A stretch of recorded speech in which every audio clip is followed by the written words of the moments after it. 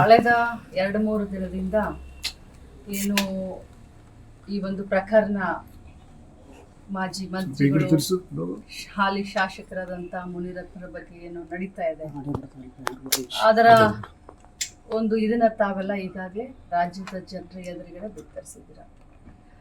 ಇವತ್ತು ನಾನು ಬೆಂಗಳೂರಿಗೆ ಬಂದ ತಕ್ಷಣ ಒಬ್ಬ ಮಹಿಳಾ ಮಂತ್ರಿಯಾಗಿ ಇನ್ನೊಬ್ಬ ಮಹಿಳೆಗೆ ಧೈರ್ಯ ತುಂಬಲಿಕ್ಕೆ ನಾನು ಬಂದಿದ್ದೇನೆ. ಯಾಕಂದ್ರೆ ಸಾರ್ವಜನಿಕವಾಗಿ ಒಬ್ಬ ಮಹಿಳೆಯ ಬಗ್ಗೆ ಆ ರೀತಿ ಮಾತನಾಡಿದ್, ನಾನಂತರೂ ಆ ಆಡಿಯೋದಲ್ಲಿ ಏನಿದೆ ಅಂತ ಕೇಳಲಿಲ್ಲ. ಬಟ್ ನನಗೆ ಸುಮಾರು ಜನ ಹೇಳಿದ್ದಾರೆ, ತುಂಬಾ ಅಸಹ್ಯವಾಗಿ ಕೆಟ್ಟ ಪದದಿಂದ ಮಾತನಾಡಿದ್ದಾರೆ, ನೀವು ಅವ್ರಿಗೆ ಹೋಗಿ ಧೈರ್ಯ ಕೊಡಬೇಕು ಅಂತ ಸುಮಾರು ಜನ ಹೇಳಿದಾಗ ನಾನು ಬೆಳಗಾಂದಿಂದ ಇವತ್ತು ಬೆಳಗ್ಗೆ ಬಂದೆ. ಸೀದಾ ಏರ್ಪೋರ್ಟ್ನಿಂದನೇ ಅವ್ರಿಗೆ ಬಂದು ಸರ್ಕಾರ ನಾವು ಅವ್ರ ಜೊತೆ ಇದ್ದೀವಿ ಅಂತ ಹೇಳಿ ಅವ್ರಿಗೆ ಒಂದು ಸಾಂತ್ವನ ಆಗಲಿ, ಅಂದರೆ ಖಿನ್ನತೆಗೆ ಒಳಪಟ್ಟಿರ್ತಾರೆ ಇಂಥ ಸಂದರ್ಭದಲ್ಲಿ. ಸೊ ಅವ್ರಿಗೆ ಮಾನಸಿಕ ಒತ್ತಡವನ್ನು ಕಡಿಮೆ ಮಾಡಲಿಕ್ಕೆ, ಅವ್ರ ಧೈರ್ಯ ತುಂಬಲಿಕ್ಕೆ, ಅವ್ರ ಕುಟುಂಬದ ಜೊತೆಯಲ್ಲಿ ಸರ್ಕಾರ ಇದೆ ಅಂತ ಹೇಳಲಿಕ್ಕೆ ನಾನು ಬಂದಿದ್ದೀನಿ.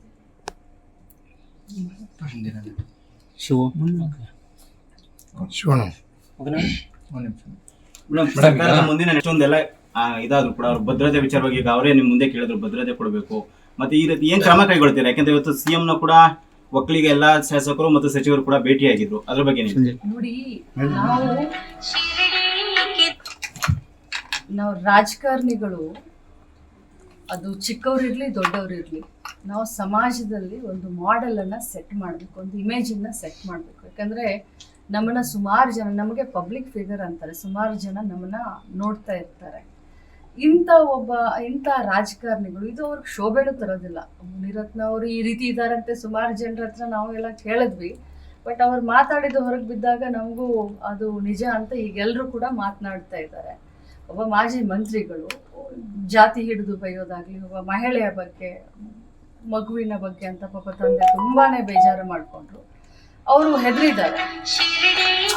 ಅವರ ಕುಟುಂಬಕ್ಕೆ ಖಂಡಿತವಾಗ್ಲೂ ನಮ್ಮ ಸರ್ಕಾರ ಭದ್ರತೆಯನ್ನ ಒದಗಿಸ್ಕೊಡುತ್ತೆ, ಅದರಲ್ಲೇನು 2 ಮಾತಿಲ್ಲ. ಈಗಾಗಲೇ ನಮ್ಮ ಕಾನೂನು ಕ್ರಮ ಏನೇನಾಗಬೇಕು, ಕಾನೂನು ರೀತಿ ಏನೇನು ಆಗಬೇಕು, ಆ ರೀತಿ ಆದಂಥ ಎಲ್ಲ ಕ್ರಮಗಳನ್ನು ತಗೊಳ್ತಾ ಇದ್ದಾರೆ.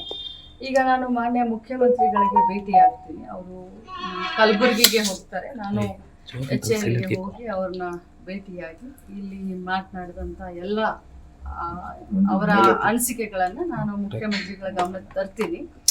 ನಮಗೆ ವಿಶೇಷವಾಗಿ ಅವರ ಕುಟುಂಬ ಮತ್ತು ಮಗುವಿನ ಬಗ್ಗೆ ಮತ್ತು ಅವರ ಹೆಂಡತಿಯ ಬಗ್ಗೆ ವಿಶೇಷವಾದಂಥ ಕಾಳಜಿ. ಸರ್ಕಾರ ಖಂಡಿತವಾಗ್ಲೂ ಆ ಕುಟುಂಬಕ್ಕೆ ಭದ್ರತೆಯನ್ನು ಒದಗಿಸ್ಕೊಡುತ್ತೆ. ಮೇಡಮ್, ಇನ್ನೊಂದು ಬಿಜೆಪಿ ಹೇಳ್ತಿರೋಂಥದ್ದು ಮುನಿರತ್ನ ವಿಚಾರದಲ್ಲಿ ನೋಡಿ, ಯಾವ ಕ್ರಮ ತಗೊಂಡಿಲ್ಲ ಅಂತ ಸ್ಪೆಸಿಫಿಕ್ ಆಗಿ ತಾವೇನಾದ್ರೂ ನಂಗೆ ಹೇಳಿದ್ರೆ ನಾನು ಖಂಡಿತವಾಗ್ಲೂ ಅದಕ್ಕೆ ಉತ್ತರ ಕೊಡ್ತೀನಿ. ಅದು ವಿಚಾರ ಕೂಡ ಪ್ರಸ್ತಾಪ ಆಗಿದೆ. ಸುಮ್ಮನೆ ಅವರ ಷಡ್ಯಂತ್ರಕ್ಕೆ ಈ ರೀತಿ ಮಾಡ್ಲಾಗ್ತಿದೆ ಈ ಟೆಕ್ನಾಲಜಿ ವರ್ಲ್ಡ್ ಅಲ್ಲಿ ಅಂತ ಹೇಳಿ ಇದಕ್ಕೆ ನಾನು ಉತ್ತರ ಕೊಡ್ತೀನಿ. ಈಗಾಗಲೇ ಕಾನೂನು ರೀತಿಯ ಕ್ರಮ ಅಂತ ಈಗಾಗಲೇ ತನಿಖೆ ನಡೀತಾ ಇದೆ. ಹೇಳದಂಥವ್ರು ಅಥವಾ ಕಂಪ್ಲೇಂಟ್ ಮಾಡಿದಂಥವ್ರು ಅಥವಾ ಆರೋಪ ಮಾಡಿದಂಥವ್ರು ನಮ್ಮ ಎದುರುಗಡೆನೆ ಕೂತ್ಕೊಂಡಿದ್ದಾರೆ.